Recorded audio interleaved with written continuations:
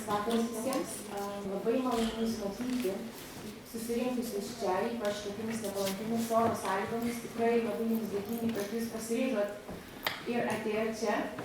Tai šiandien mes Jums pristatysime meno konsultantą iš Jungtinių Amerikos valstijų, Alan Brown, kuris Kaune vieši jau keletą dienų ir per tą laiką susipažino su kai kuriamis kultūros įstaigomis, lankėsi kai kuriuose iš jų ir šiandien taip pat turėjo neformalų susitikimą su kai kurių kultūros įstaigų darbuotojais. Na ir per šį savo trumpą vizitą bando kiek įmanoma giliau pažinti Kauno kultūros lauką, jo iššūkius, problemas ir taip pat, tiesą sakant, jau dalinasi savo įžvalgomis, savo sprendimais, pasiūlymais, kaip mes turėtume spręsti tam tikrus iššūkius. Taigi šito vizitu mes simboliškai pristatome KAUNAS 2022 kai kurias programos dalis, tai yra Kultūros tempo akademija ir programa, kuri angliškai vadinasi Šiuolaikiško, lietuviškai atsibus cukrus. Tikiu, kad tie pavadinimai jums dar nauji, keistokai, bet juos girdėsite vis dažniau ir dažniau. Ir šitos platformos yra skirtos kultūros laukui ir taip pat įvairioms Kauno miesto bendruomenėms auginti savo kompetencijas, auginti, kaip mes sakome, savo privačiuose pokalbiuose tam tikrus raumenis, kad būtume pasiruošę įgyvendinti iš tikrųjų didžiulę už iššūkių kupiną 22 metų programą. Taigi, leiskite man pereiti į anglų kalbą, nes, kaip žinot, paskaita vyks anglų kalba. So, good evening, everybody. It's an honor to introduce to you Alan Brown, who is an arts consultant and the principal of the company Wolf Brown, which is based in USA, but works internationally in different countries, Australia, Canada, Europe. Also, Alan is also a leading researcher whose work focuses on understanding consumer demands and helping cultural institutions make informed decisions and respond to changing conditions. Alan was invited by KAUNAS 2022 team to open two of our programs, the Temple Academy of Culture and the platform Wake It, Shake It, both focusing on the changes in the cultural field of KAUNAS and building new capacities. Alan's presentation is called New Approaches to Arts Programming, Branded Series and Formats. And Alan, the floor is yours. Thank you.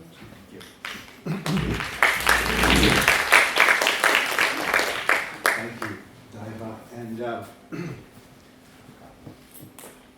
good evening. This is so unusual to speak after dinner, after the dinner hour. It's almost always in the morning when I speak, so now I have to work very hard to keep everyone awake. This is wake, right? Wake. So I'll do my best.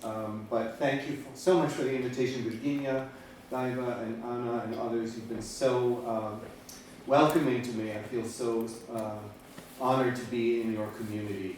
So I have prepared a program for you tonight to just share with you some of the exciting new practices for building audiences.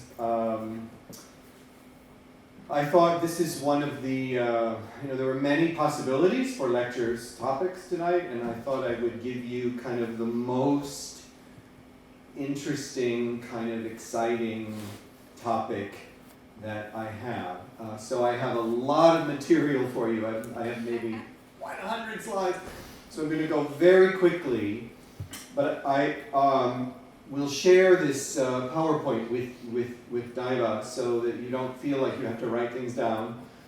So just understand, if you are interested in having a copy of this, I will make a copy available to you. Also, my apologies, I do not speak Lithuanian.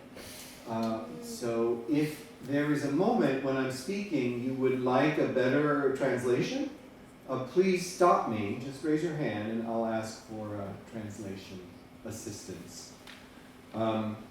So with that, I will begin. So I have to begin a little overview of strategies that arts organizations are using to develop audiences, to build, I'll use the term to build demand for dance, music, theater, visual arts, cinema, building demand. In order to contextualize this particular focus of my talk, which is experimentation with format, the format in which a production, artistic production or program is offered.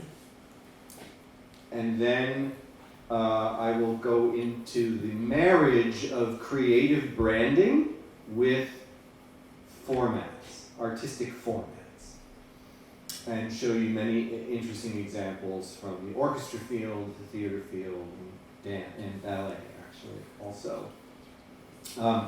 Just a word, most of my work is in the performing arts, so I have a natural bias towards the performing arts. I work occasionally with museums, but I apologize to those of you in the museum field. My bias is performing arts, so I ask you to please extend my ideas into the museums and see if they fit, see if they work. So we'll have time for questions and answers at the end, and I encourage you to make note of your questions and to please ask me difficult questions at the end, as I'll do my best to answer. So strategies for building demand. For decades in the US, we have these big philanthropic foundations. They have all this money and they make grants to arts organizations to build audiences.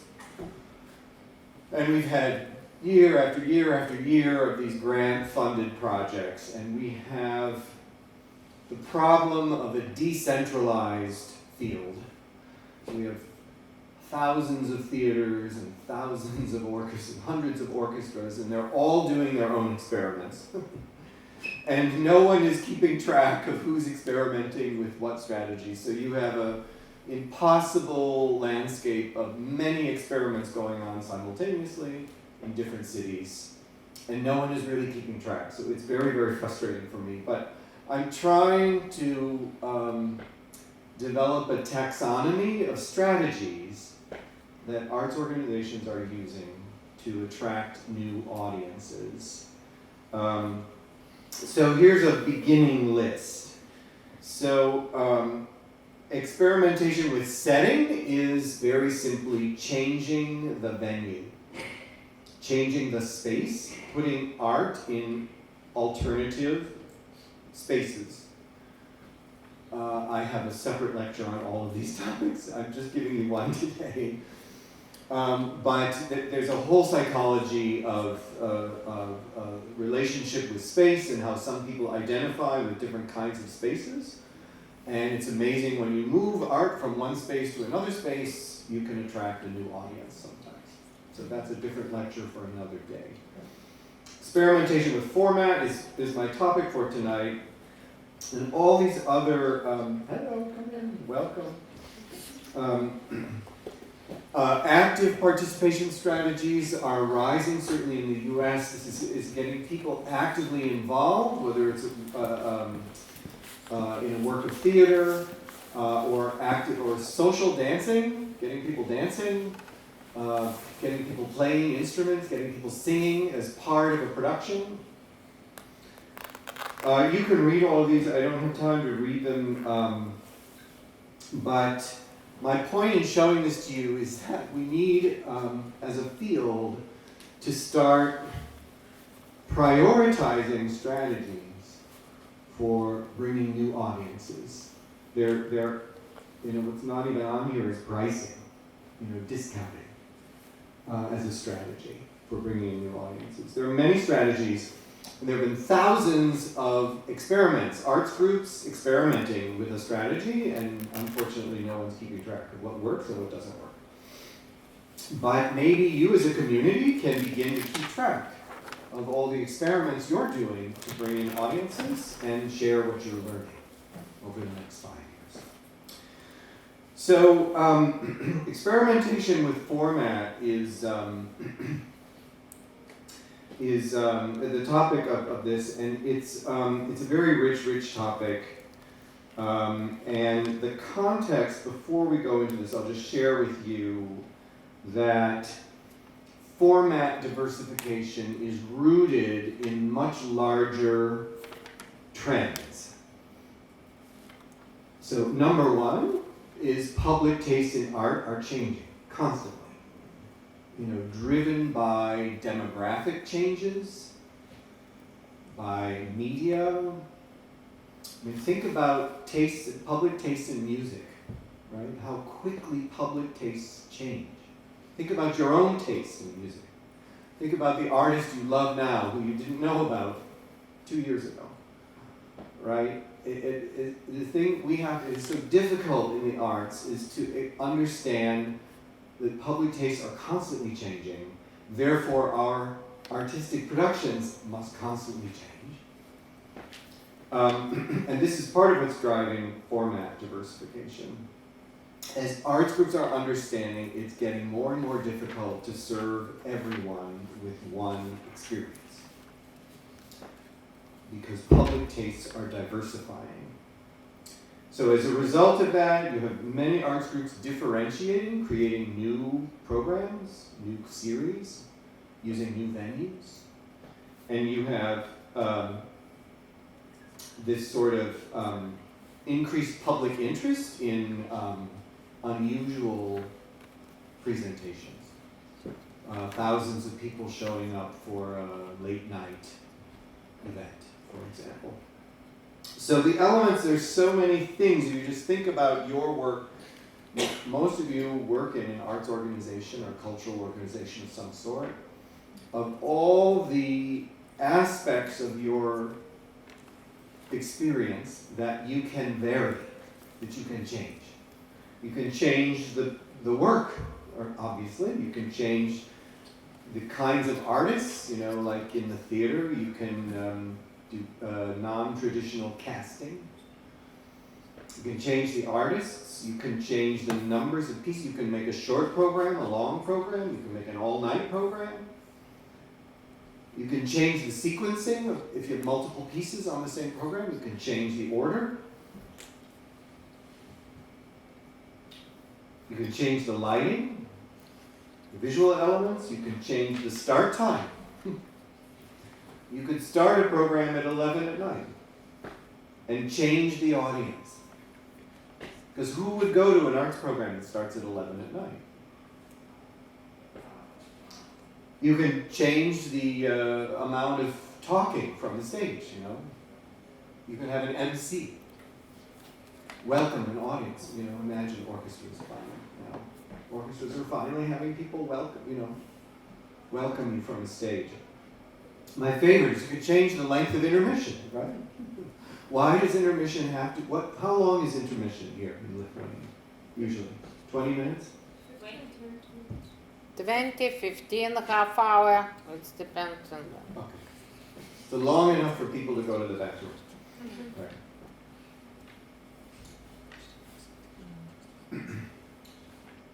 More and more in the US, you're seeing theaters allow alcoholic beverages in the theater. And now, sometimes you actually have a cup holder in your seat.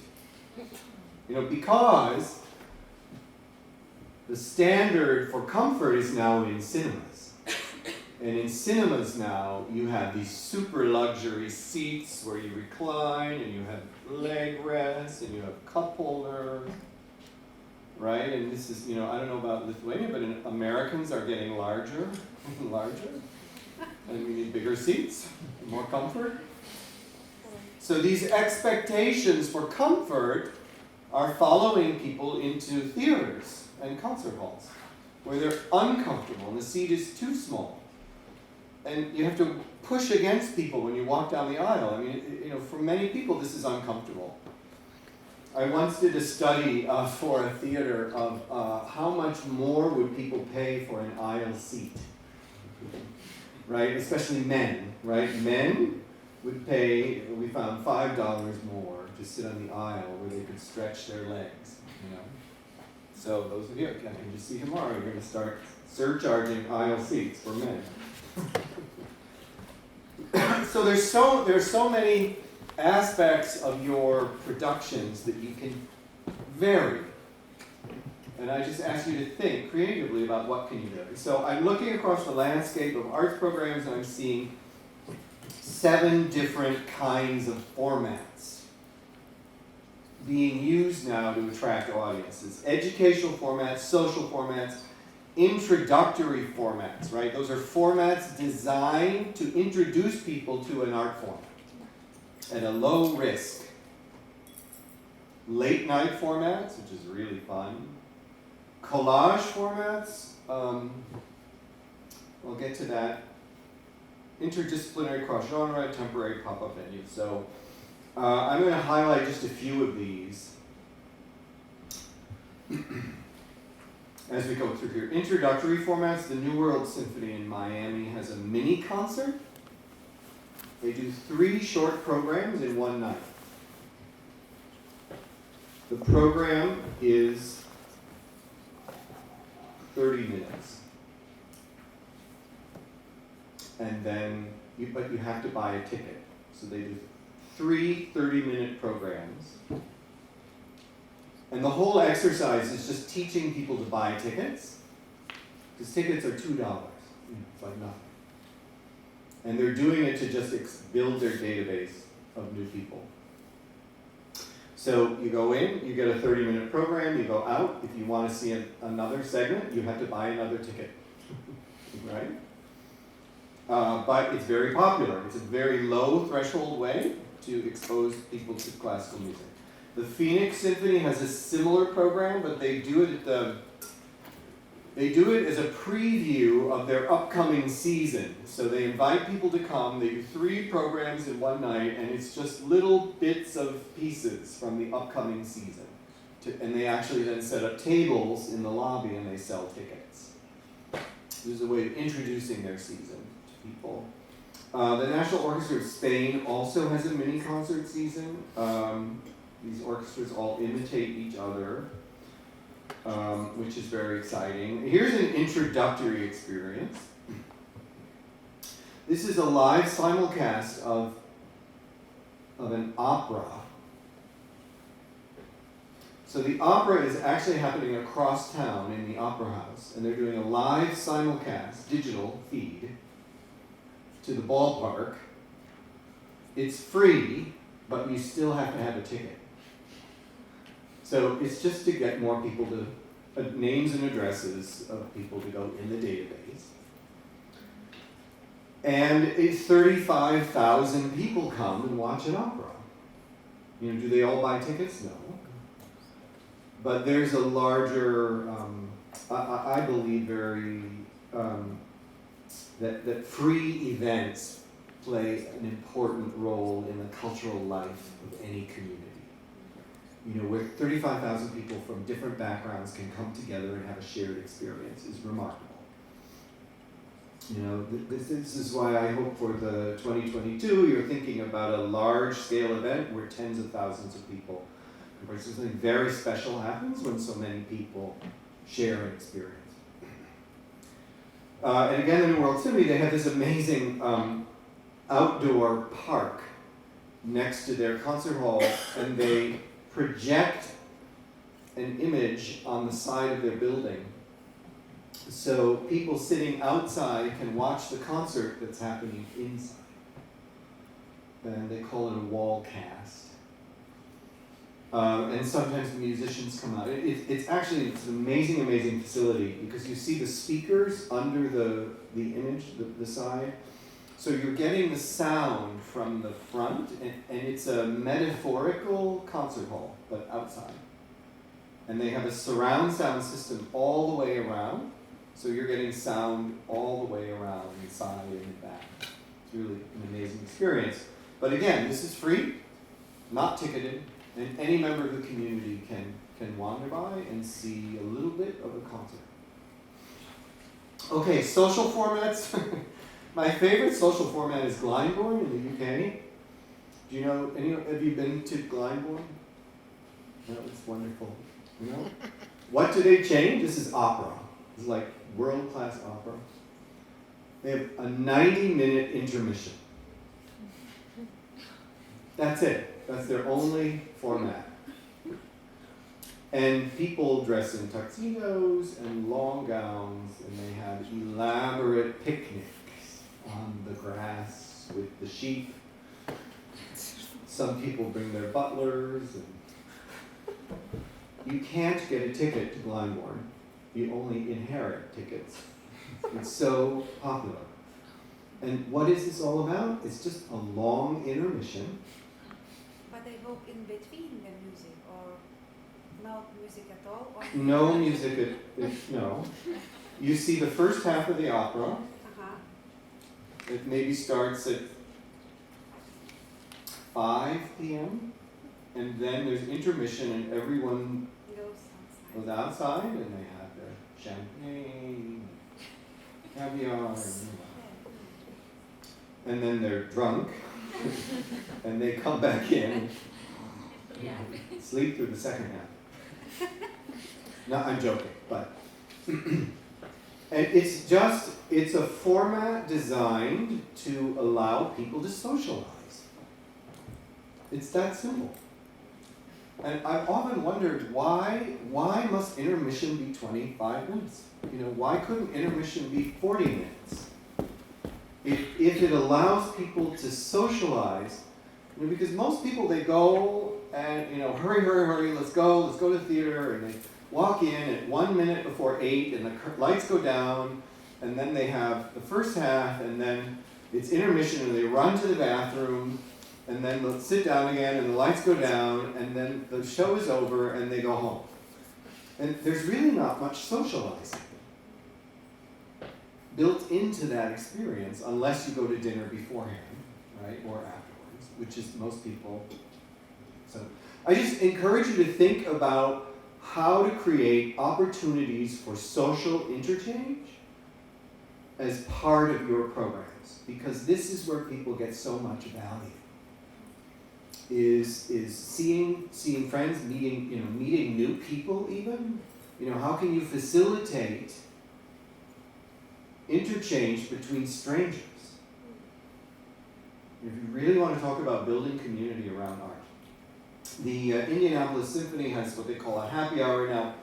It drives me crazy. The orchestra field has exhausted every alcohol metaphor.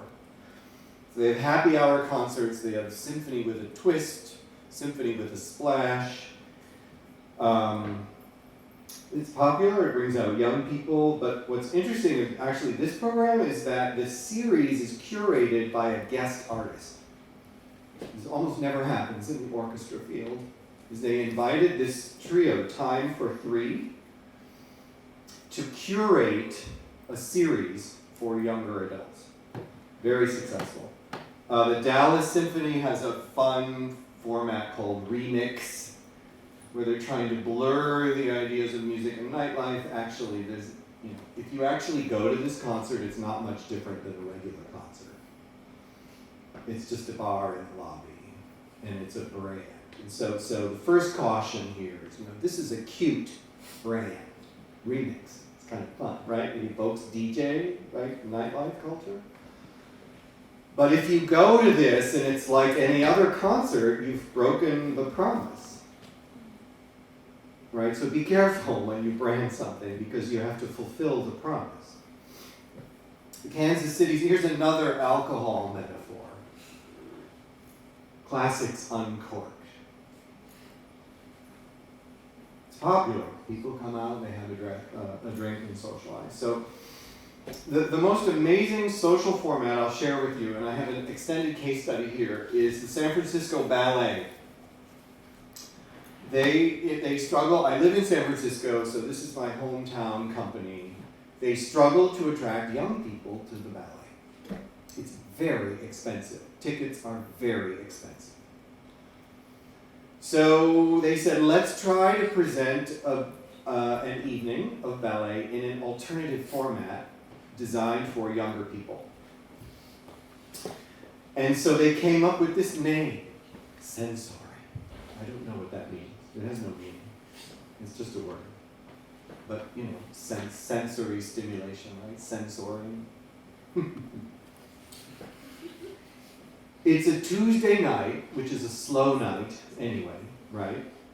And what they've taken is they don't change the artistic program. The artistic program is the same, but it's reformatted. So it starts at 7:30 instead of 8.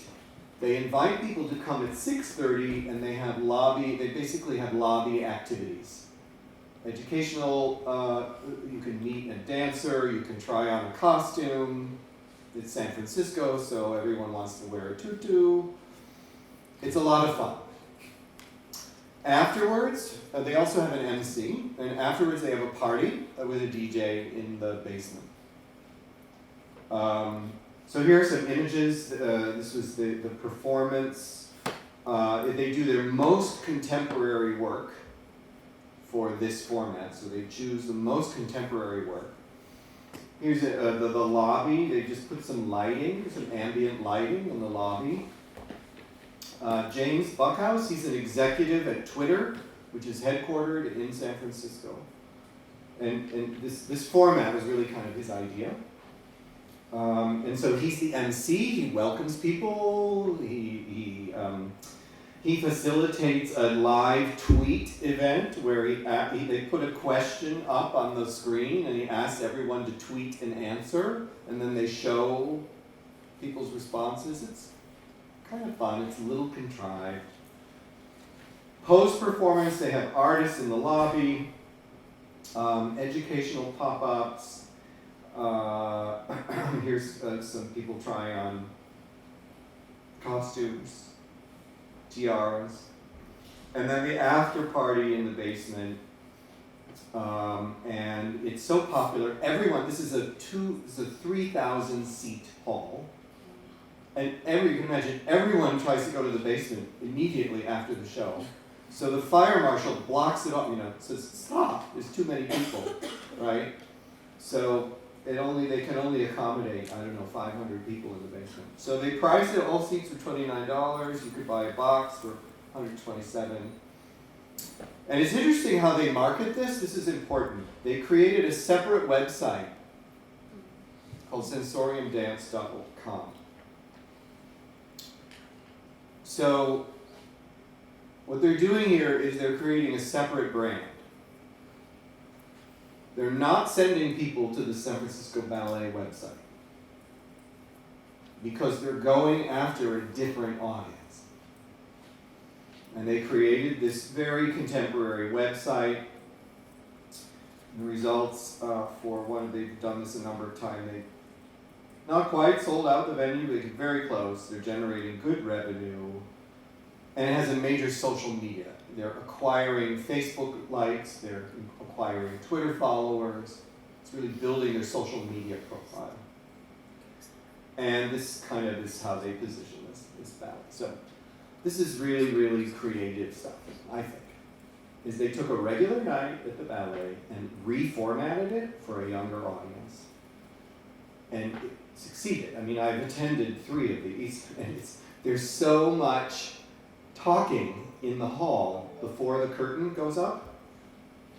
They actually have to lower the house lights and wait for 2 minutes for people to stop talking because there's so much noise. There's so much excitement in the hall. Okay, late night formats. It's another really interesting format. The Seattle Symphony has a format they call Untitled. Right, which is a museum metaphor.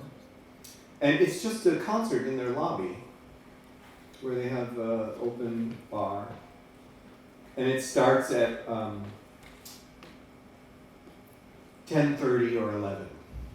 So it's a late night concert. And of course it's more contemporary music, right? New World Symphony has a great late night format called Pulse. This has been going on now for 5 or 6 years. And it's what they call a club-style concert format where the orchestra plays in sets with a DJ playing electronic dance music. You can imagine that. What's really mind-blowing is that the DJ, when they transition from the orchestra to the DJ, the DJ mixes out of the orchestra. And when the orchestra starts again, the orchestra mixes out of the electronic dance music. It's really kind of amazing. But it's got a cute name. It's called Pulse. And the program is different every they do it twice a year, I think. It's a lower. It's a social late night format. There's a lot of drinking. So there's a real trade-off. Those of you who work in the chamber music or orchestra field understand there's a lot of noise in the hall, so it's not a great venue for subtle, nuanced music. Right? They have to amplify the orchestra. But a couple of times, the conductor turns around to the audience and waits for the room to be quiet. So slowly, everyone's quiet. Then he turns around again, and they start, and then people start talking again. But you see, people everyone has their cameras up, they're taking video, they're posting to social media, and that's invited, right? That's expected. The San Francisco Symphony has an amazing sort of club-style format it's actually a space called Soundbox. This is their old rehearsal hall, and they demolished it and just left the shell of the building, and they created a new venue for alternative formats. So you have a VJ doing live digital video effects. The performers move around to different platforms. There's not a regular seat in the place. You're sitting on a bench or on an ottoman or a bar stool, but no regular seats. And they have two shows. It's like a club. A show at 7 and a show at 9. And they've changed just about everything they could. And it's artistically the most obscure, challenging chamber music you could imagine. It's like crazy music. But because it's presented in this unusual format, people buy. Okay, here's the thing: is this Soundbox sells out before the program is announced. Right, so people have no idea what the program is. And this is what I'll get to with branding. Is because people are buying the experience. They're not just buying the program. And that's one of the main points that I'll come back to. Here's some other images of Soundbox, really very visual experience of music. Okay, I'll move quickly here because I need to move on to branding. Educational formats have been around for many, many years, particularly in the orchestra field. The Chicago Symphony has a wonderful series called Beyond the Score. They actually discontinued it this year after 20-some years. They don't think of it as an educational format, but I do. Because it explains the music. They have a narrator, they have actors, and they kind of take a piece of music and open it up and explain it and animate it for the audience. So here's an example of this is just a photograph. There's an actor up here who's probably playing a composer. It's a very visual experience. Many orchestras have educational formats. So Encounters is a format the New World Symphony has. They're typically 1-hour programs with no intermission, with a narrator and some video images, right? And a lower ticket price. And finally, this educational format that is actually designed for connoisseurs of music. It's called a journey concert, and it explores the work of one composer in a very long program. So there's 2 intermissions here, there's 3 segments. It's highly curated, and this was Schubert. A 3.5-hour program exploring the music of Franz Schubert.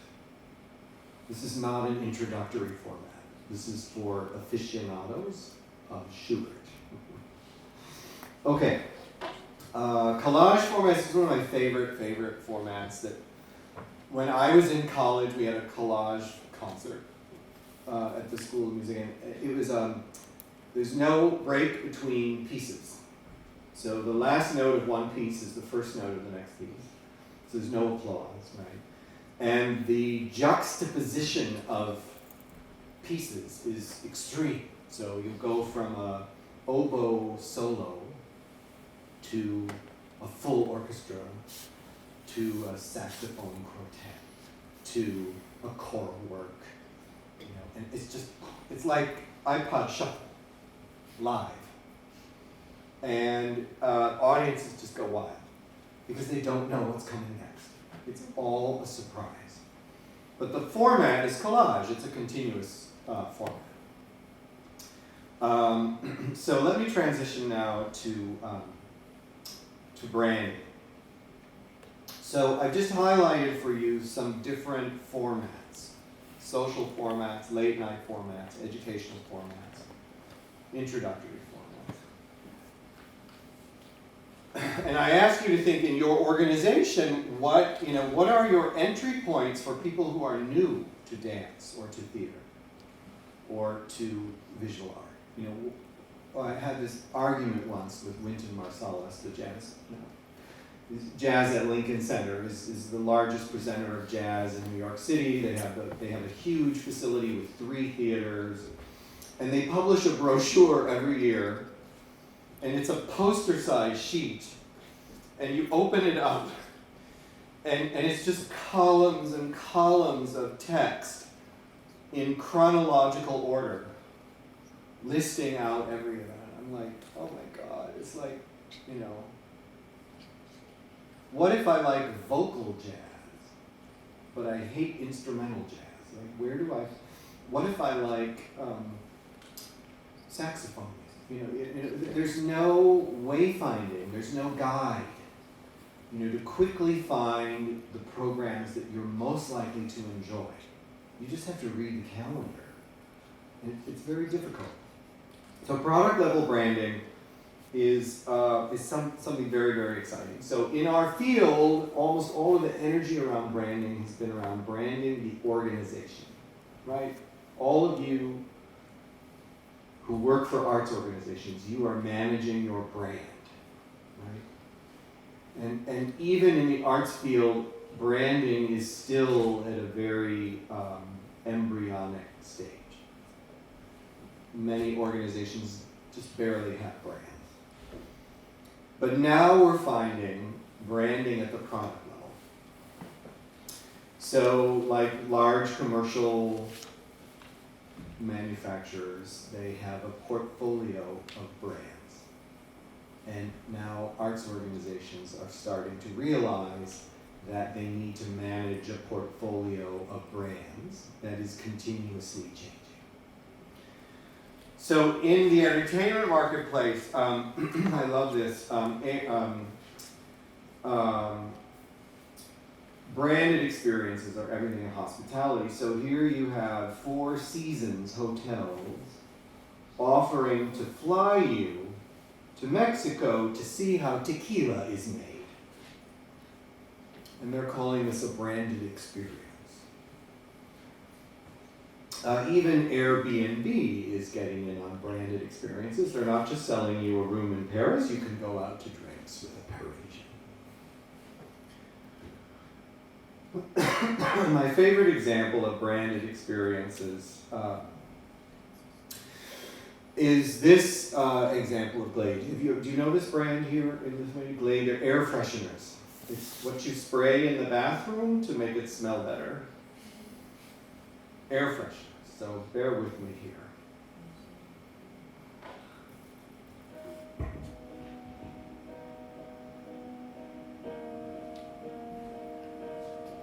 Scent has huge emotional power. It can actually change the way we feel. Wait a minute. But scent is also invisible. As the world's largest maker of home fragrance. Hang on. We're not seeing the video here. Slide 52. I just have to switch over to YouTube.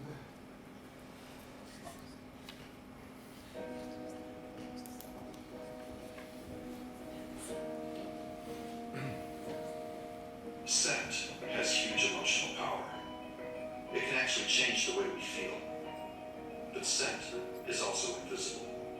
As the world's largest maker of home fragrances, we wanted to make the invisible power of scent visible for all to see. Introducing the Museum of Feelings, an immersive interactive experience with specially curated Glade fragrances in the heart of New York City. We turned everyday emotions into art. Our algorithm also fed in real-time data from weather conditions, traffic volumes, and social media sentiment. Scent and light-driven exhibits provoked different emotional responses. Those responses instantly became part of the beautiful data in our displays. The invisible emotional power of scent became an extraordinary visual journey. A massive, ever-changing kaleidoscope, individualized halos of light, calming scented clouds, and a living selfie that used biometrics to color code the user's changing mood. The intelligent exterior used our algorithm to interpret the feelings of Manhattan like a giant mood ring. Small pops of light even indicated positive mentions of the museum online. Millions shared their experiences on social media. The Museum of Feelings earned nearly 1 billion media impressions from all over the world. Thousands of people waited over 4 hours in long lines to enter the museum. Unheard of for a branded experience. The Museum of Feelings made the invisible power of scent visible and beautiful. More importantly, we gave the world a whole new way to look at Glade.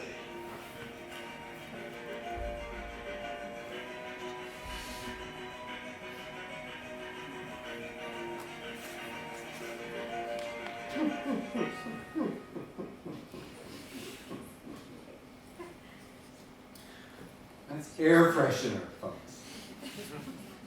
Wow. Yeah. You know, if they can do that with air freshener, we can do it with the arts. Because we have truly transformational experiences.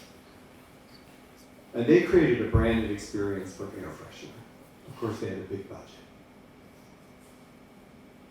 But that's like the quintessential example of a branded experience. It's like people went, they showed up, they stood in line for 4 hours to go through this commercial museum, right? Which is nothing but a promotion for air freshener. But if there's something about it that fascinates people, right? It's a sensory experience. It's very stimulating.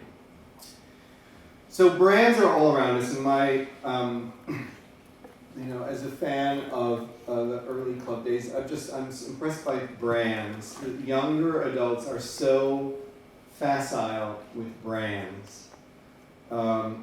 We have brands from nightlife. We have brands. This is satellite radio. I don't know, where in our automobiles we're connected to a satellite, and we have 300 channels of audio, and they're all branded. So you can choose. You know, my favorite is Studio 54 radio. I can listen to all my disco favorite songs. But people are making choices. They're affiliating with a brand without necessarily knowing what's behind it. So arts organizations, I think, are beginning to see their programming as a portfolio of branded series and formats or experiences. So the Pulse program I showed you before.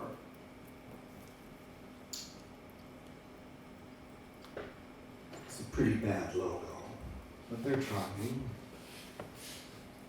Late Night at the New World Symphony. You know, Soundbox, this is a beautiful brand. Very contemporary. The new place where people, nowhere here doesn't say San Francisco Symphony. You have no idea. This is a brand of the San Francisco Symphony. Okay? This is called counter-branding. It's when you brand something without regard to your organization's brand. You brand it apart, right? You're intentionally creating a brand that rejects your organization's brand, right? And it's so interesting. They don't market Soundbox to their regular audience. They do not even invite them. Of course, you can buy a ticket if you're 60 years old, you can go in. But you're out of place, the average age is 30. And I remember going to Soundbox with sunglasses on, asking questions of people, young people sitting next to me. They had no idea what was the program. And it was completely beside the point. They were at Soundbox, and that's what they bought. They bought a branded experience. Seattle Symphony has a program they call Sonic Evolution. It's kind of a fun, I wouldn't necessarily call it a brand, but it's a series where they invite local bands to collaborate with the orchestra on a program, like indie rock bands. The New York Philharmonic has an interesting series called Off the Grid. These are concerts in unusual locations around New York City, and they only announce the location one day in advance. So you find out by social media, and boom, they sell out in 1 hour. And it's just putting musicians in unusual places. It's New York, so there's lots of unusual places, right? I have a trailer for this also to show you, which is really kind of fun. Oops. No. Hang on. 62. Hang on. All right.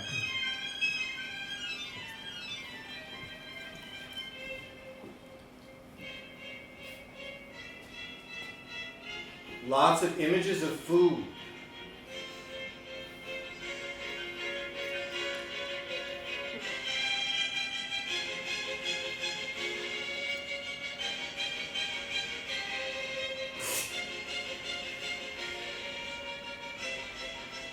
Notice they speed up the video so it's like they're playing in fast time.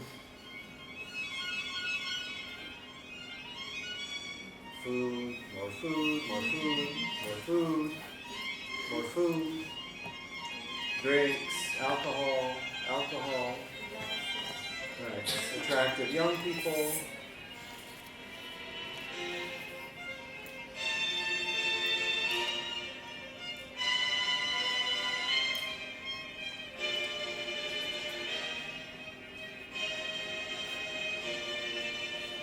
Interesting, no narrative, no text, just music and images.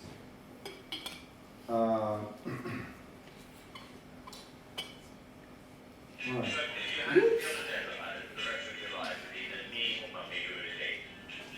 How did that happen? Sorry about that. Okay, how did we get Simon Cowell so quickly? Okay. All right, hang in there.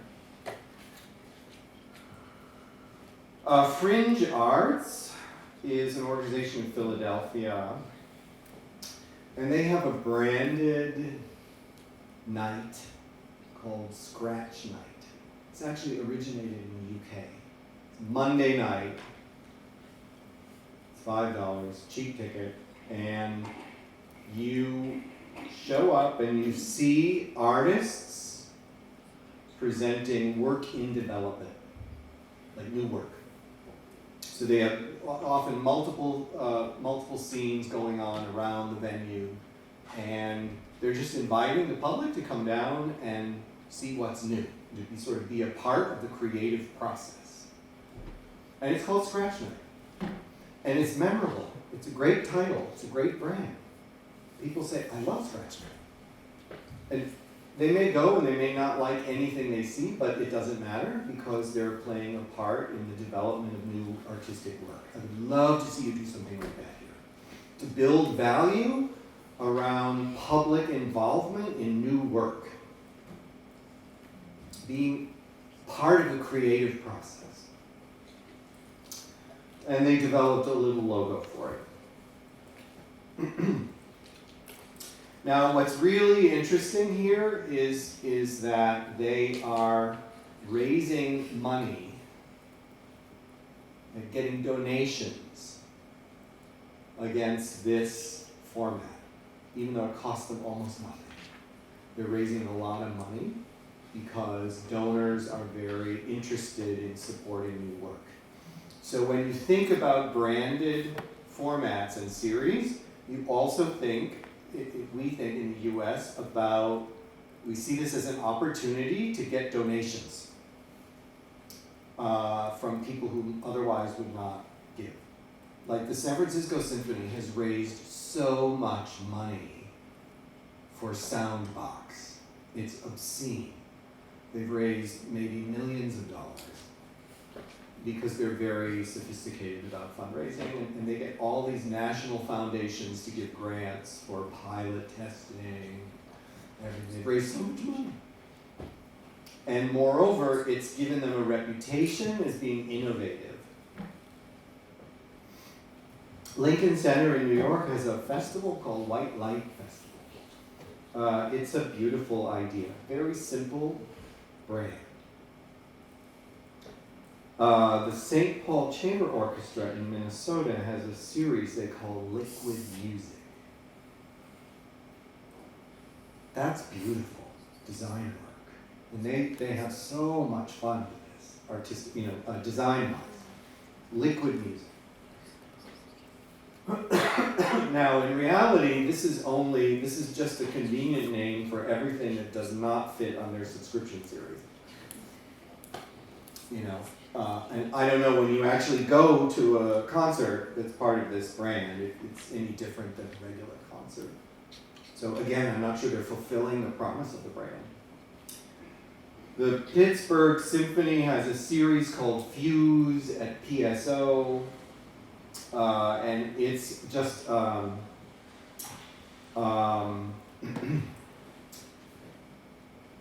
combining classical music with popular music. So they'll play Mozart and transcription of Rolling Stones or something. The idea is fusion of musical forms, right? Okay. Just one or two other examples. The Denver Center Theater has a series they call Off Center, and it's literally programs that take place outside of the center.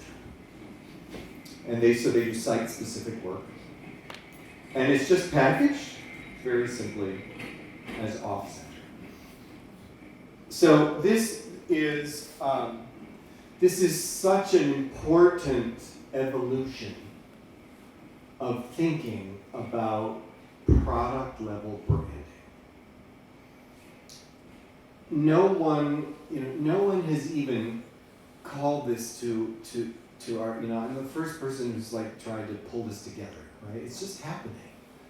It's just happening naturally because arts groups are trying to figure out how to attract young people, and they're figuring out by osmosis, that attractively branded programs attract younger people. I mean, historically, we've been really bad at branding.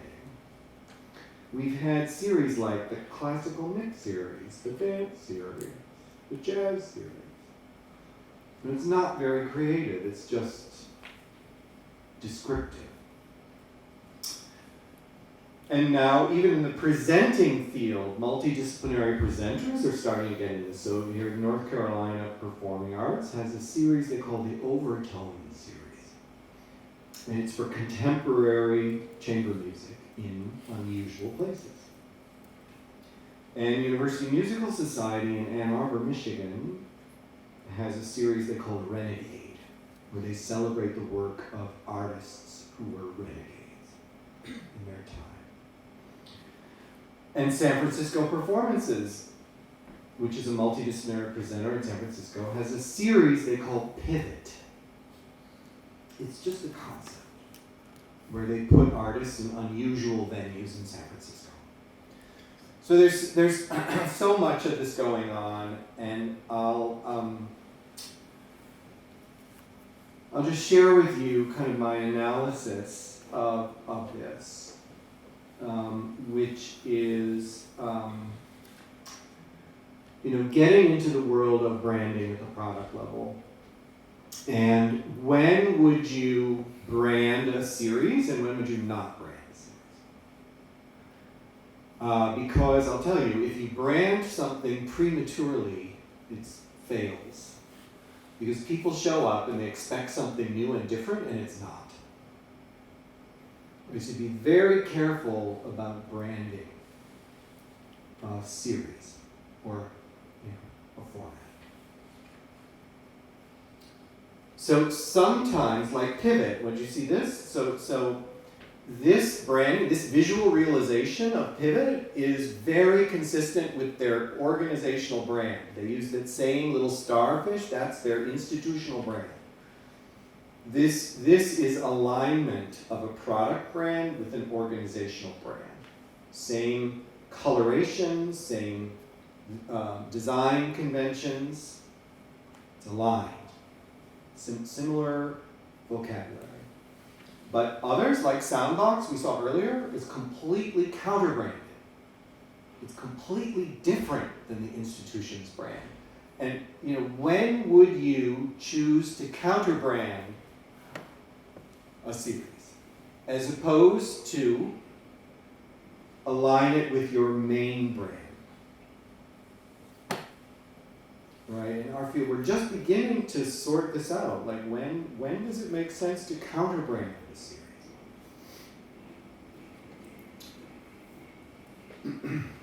And then what makes it work?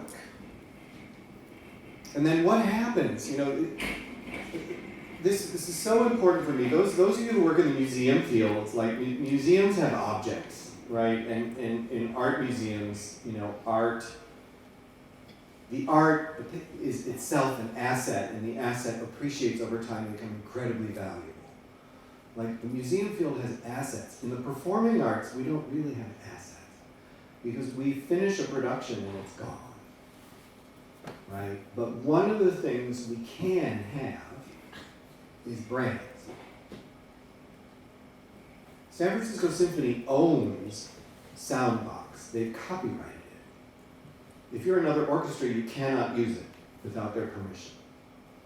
And they can exploit that brand, right? Brands have a life cycle. They don't last forever. Once you create a brand like Pivot or Soundbox or Pulse, you have to manage it. You have to take it somewhere new. You can't just let it repeat until it dies, right? It's a great artistic challenge to have a branded program. You have to keep it alive, fuse it with new energy.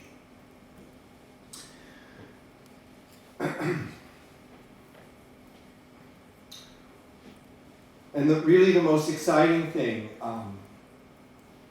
the most exciting thing is everyone in the U.S. is struggling with trying to attract young adults to arts programs. Because research suggests that young adults are less willing to plan in advance. They want to change their mind at the last minute. They're not familiar with the art, so they look for more social experiences. Many of them go home at intermission, not because they are unhappy, because they've had enough. It's getting more difficult. So one of the things we're finding out, it's really a breakthrough here, is that young people will identify with branded experiences, and it gives them a reason to go apart from the details of the program. Right, and that's kind of the thought that I'm leaving. It's like one of the great possibilities we have for building attendance among younger adults is to create branded experiences. So they can choose to go, they can opt into the brand.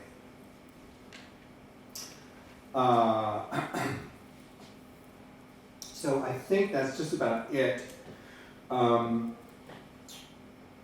this is an idea I prepared for the New World Symphony. They have all these different products.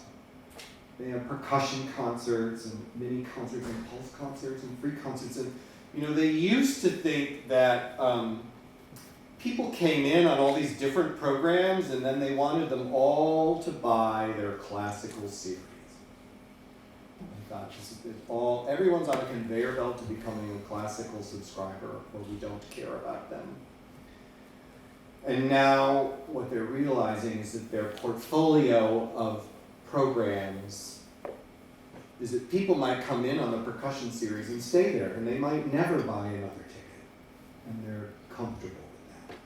But at least they can offer them these different programs, right? So my greatest hope for you is that someone would maybe come to their first experience at the dance festival and then would learn about the cinema, or would be able to, find pathways through the whole community to explore their cultural interests.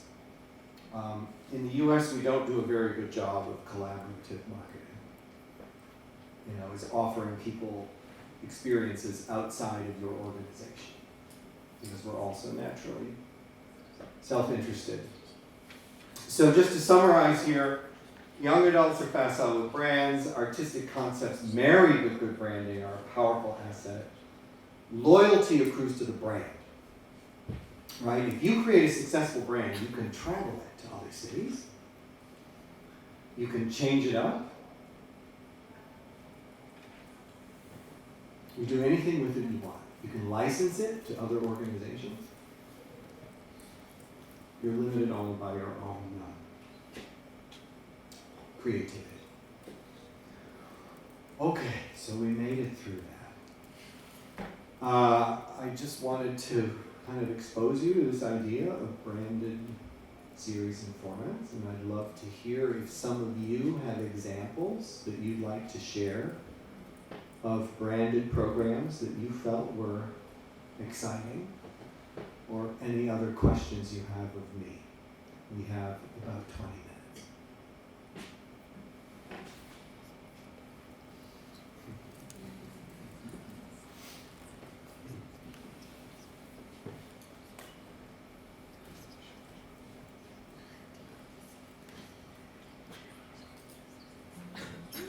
I should have died, but we should have made a few people have comments prepared.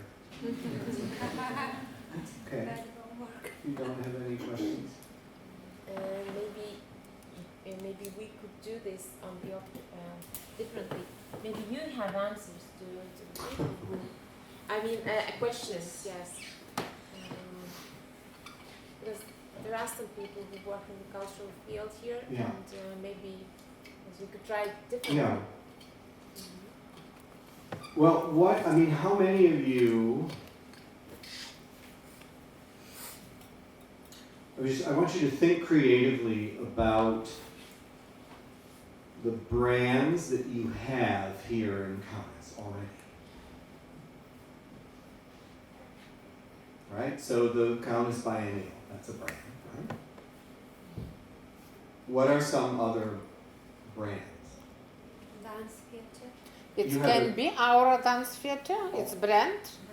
Yes? And your festival is called what? Yes, same. All right. Maybe 15 years it was without name, just the International Dance Festival, but people called it, it's our festival. And we decided to do, Right. to Great. give this our name for That's festival. amazing. It's like sometimes the public gives you your brand Yeah.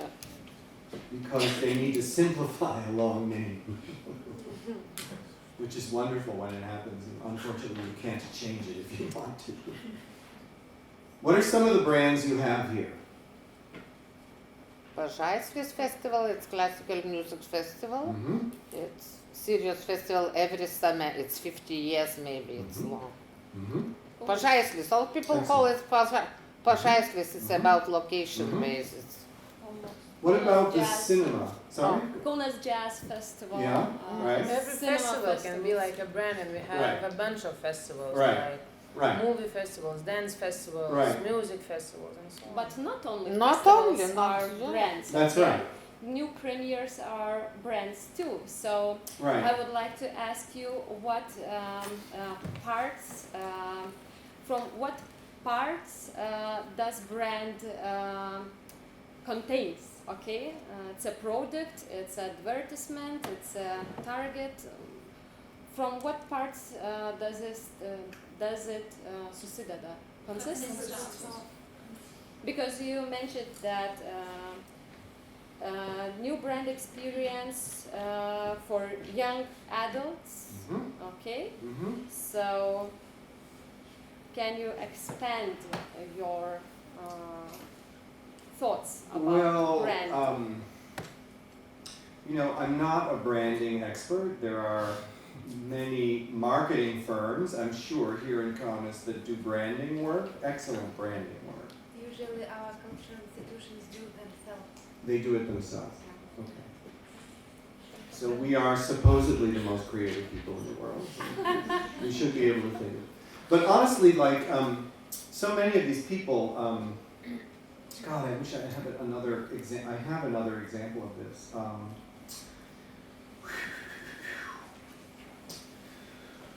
The LA Music Center is a performing arts center in Los Angeles, and they are plagued by a reputation as being a very classical, boring place for old people. So they were thinking, what can we do to change public perception? And so they thought and said, we need to do a late night format.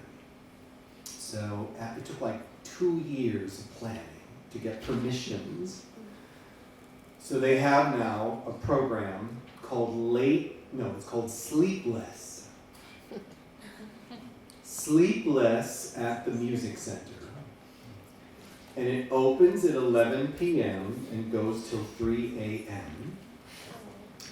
And their whole purpose in doing this is to rebrand, is to change public perception of the music center. So they have DJs playing in the ladies' room. They have artists, everything is upside down. Everything is different. Nothing is the same. When you actually go there, they have, artists all over it, every hallways, lobbies. And you can't get a ticket, it's so popular. Because they've simply reframed an experience and they've branded it well. But I talked to the woman who created this, and I said, how did you come up with Sleepless? Did you pay an agency $100,000? It came to me in the shower. So, and it came to her the day before her copy was due for the brochure. She had to come up with a name, like tomorrow morning. And she came up with this beautiful brand called Sleepless. And so now young people around Los Angeles are going, yeah, I'm going to Sleepless. Are you going to Sleepless? And it's just a brand is a way of reducing complexity and conveying an idea and a value without lots of words. So it's my simple understanding of branding theory is that a brand reduces complexity and allows people to identify, like Lady Gaga is a brand with millions and millions of followers.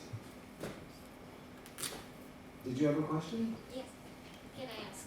My question was, you were talking about that the fusion of all the art forms or the modes, how to, newly present the drama or the music, whatever, but how does actually affect the quality of art itself? Because I'm afraid that every musician or artist are afraid of losing this quality while they're playing a symphony piece, just in the people who do not listen. Right. And how does that affect their mind just to please the audience? Right.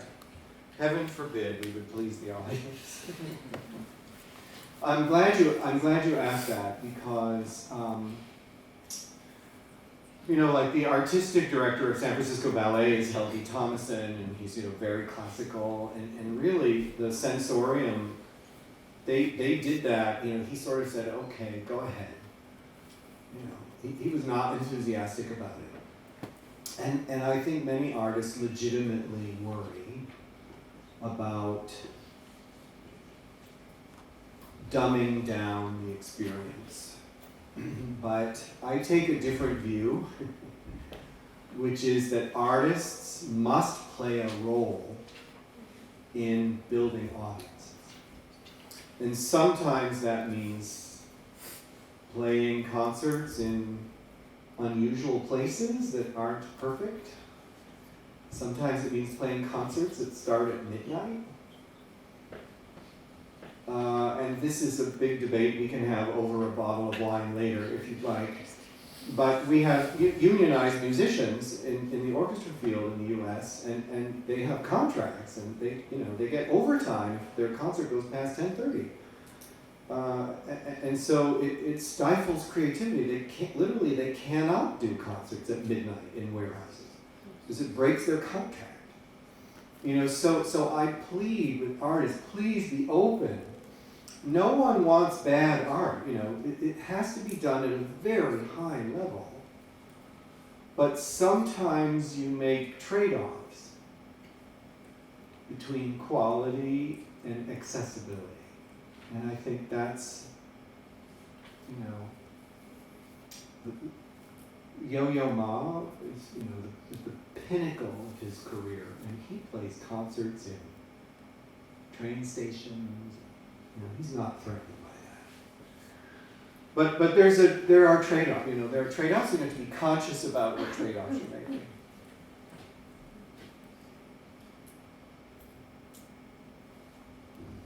You're gonna run off tomorrow and start a new branded series? How about cinema? You have branded. How they start this branding? Do they just decide that we need younger audience to attract, or they start Right. from researching the audiences? Well, it could start from anywhere, really.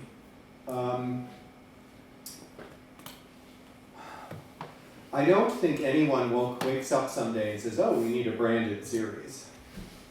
I think it comes from an artistic impulse, like we want to do challenging chamber music, but we can't do it the way we've always done it. We have to be more creative.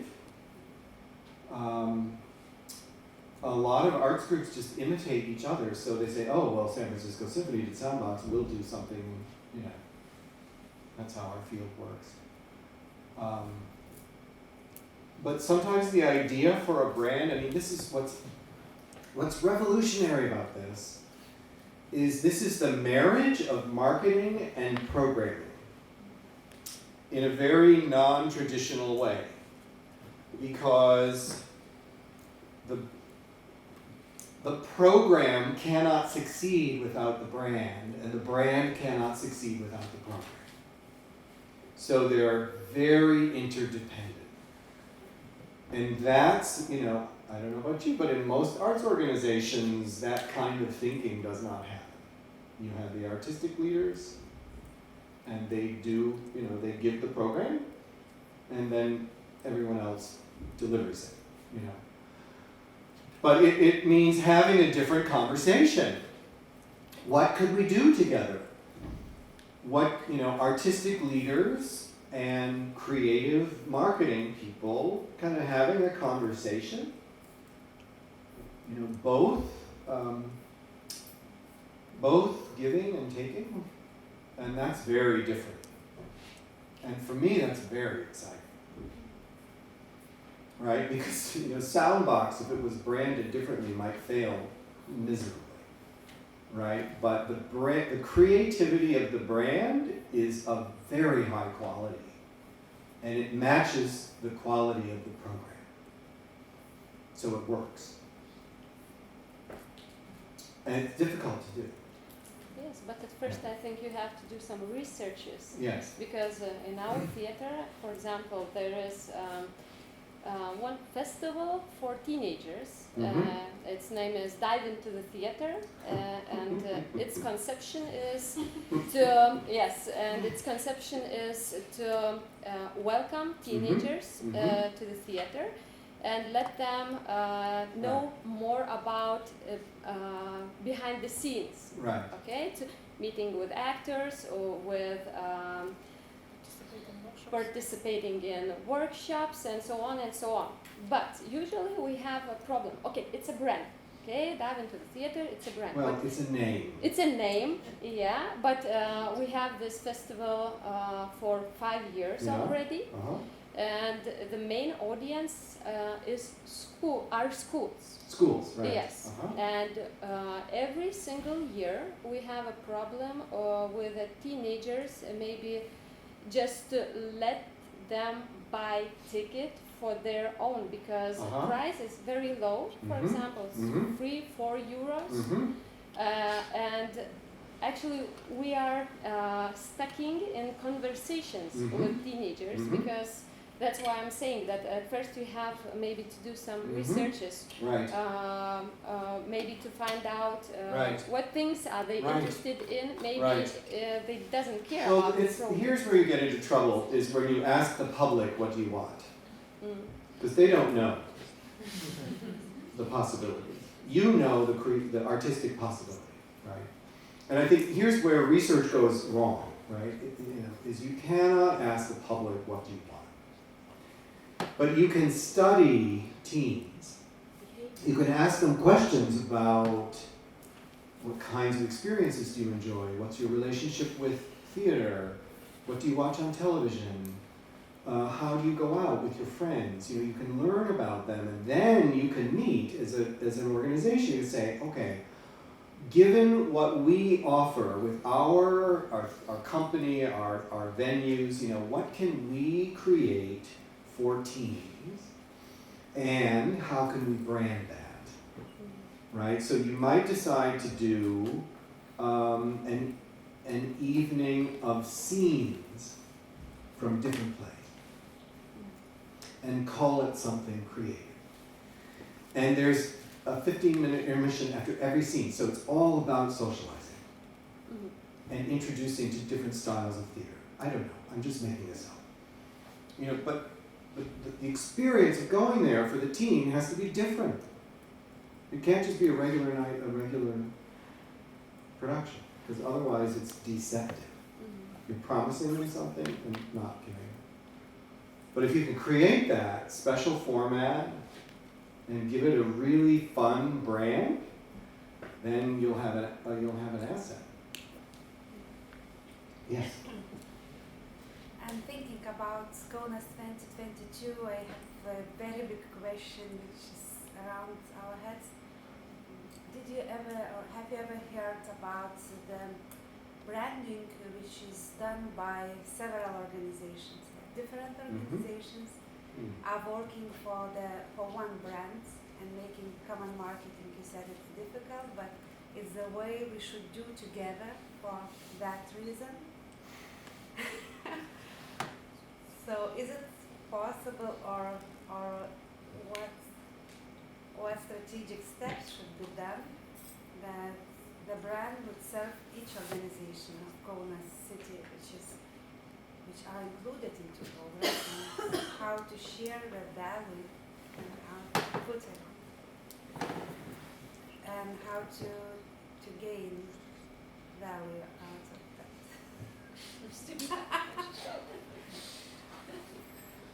Sorry. I've seen this happen a number of times. We don't have the capital of culture in the U.S., but sometimes I get telephone calls from local arts agencies saying, we want to brand our city as a cultural mecca. I'm like, good luck. Because if you have a budget of $10 million, you might make a small change. And this actually happened once. It happened. God, I have a picture of this. I have a picture of this. Forgive me if I have to hunt for it a little bit. But the city of Pittsburgh actually tried to do this, and it was a spectacular failure. Thank you. For some words.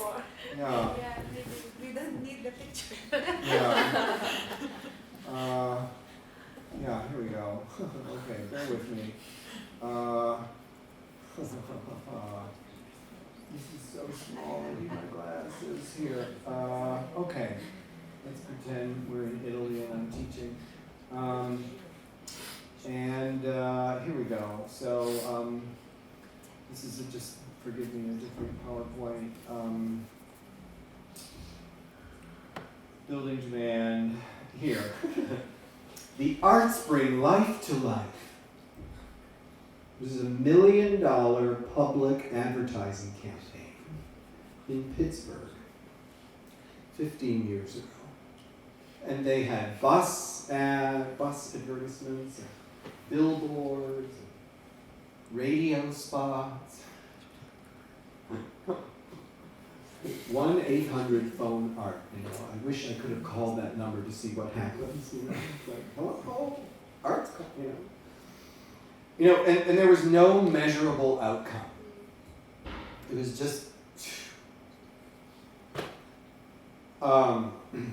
This is a little more focused. This is an example from San Jose, California.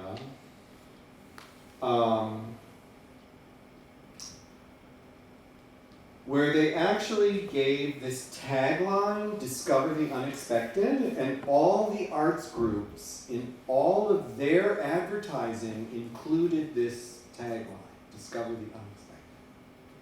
I thought that was pretty creative. So everyone could do their own advertising, but there was a message that was common. And you know, it's easy to do, it didn't really cost anything.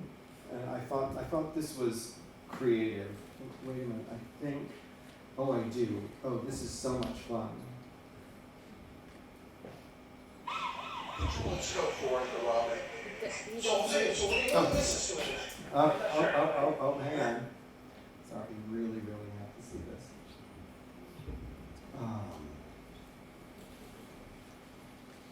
Okay. I have to pop out of that. There we go. Okay, there we go. I'm going to the ballet. I just love those franges. Yeah, and those arabesques. And the orthograph. Give them a call. You're going to love this. Discover the unexpected at Ballet San Jose and all the arts in Silicon Valley at LSD.com. Okay, so a little humor, you know, never hurt. So branding, branding the community, I think if you do a good job at 2022, you will rebrand KAUNAS. Because the public will understand KAUNAS as a creative place in a way they never did. And you can't buy that with advertising. You know, a festival is essentially an opportunity to transform the community and leave a legacy. And the legacy you leave is essentially changing the way people think about a city. So yes, you're in the business of rebranding, but you can't just advertise to do that. But maybe there are ways that you can message about adventurousness, try something new, discover the unexpected, in a way that builds public interest. Sorry, I don't know if that's the answer you were looking for. But whatever you do, don't spend $10 million on a public relations campaign that has no outcome. Any other? Here's a question up here, please. Yeah, so I agree about socialized idea, and that's important, and of course it's exciting to use socialized in different events. But what do you think? Can audience come back in theater halls after the social events? Is it will be still exciting for them to come back and just sit down and listen the opera or watch ballet? That's a good question. Are you selling out by offering social experiences? I think there are many ways to introduce people to an art form. Offering social experience is one way. What you hope is that the social, this is one of the axioms of market research. There's an inverse relationship between knowledge of the art form and social expectations. So as you become more knowledgeable about the art form, your need for social stimulation goes down. And if you know nothing about the art form, social value is very important. Right? So in a way, you have to offer social support, social activities. If you want to attract people who are not knowledgeable about the form. But I think that's the problem, is you offer a party, or a bar, right? And then people go into the theater and they sit down and they're bored. And so I think you have to create educational activities to open up the art and help them enjoy it, so that they do come back and it sparks an interest. And it doesn't take just one time. Sometimes it takes 4 or 5 exposures for people to really say, oh, I kind of like opera. And it doesn't happen overnight. Sorry, one comment.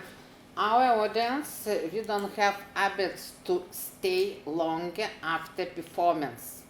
For example, in all theaters and everywhere, just performance finish, the cafe is closed, and people are running to the garderobes and running home. Yeah. And in the US, you have ushers telling people to get out. Because they stay. Go home. Get out. But we tried once in festival and had such a Mexican party or something, and not so many people stayed. Right. Yes, we did what and food and what? Oh! Well, because it's late, people want to go home. It's true. Which is understandable, but what could you do, with a cafe next door to your theater or in your lobby where you would invite people to stay? And create a place where people can talk to strangers, people they don't know, about the art. But in all theaters there are cafes, but they are closed in this moment. Yeah. Because people are rushing, go back home. So we are. Because there's no place, especially in historic theaters, tiny little lobbies. It's like they were designed to get people out. We are free about buses. It's my bus is last bus. My bus is going home. I have to start your programs earlier so people don't have to go home right away. We have habits at 7 o'clock or 6 o'clock. It starts and after a few hours it's final. But we go in another place. Few people, friends. Thank you all so much for a great conversation. I look forward to maybe meeting you again another day. But good luck with everything. Thank you.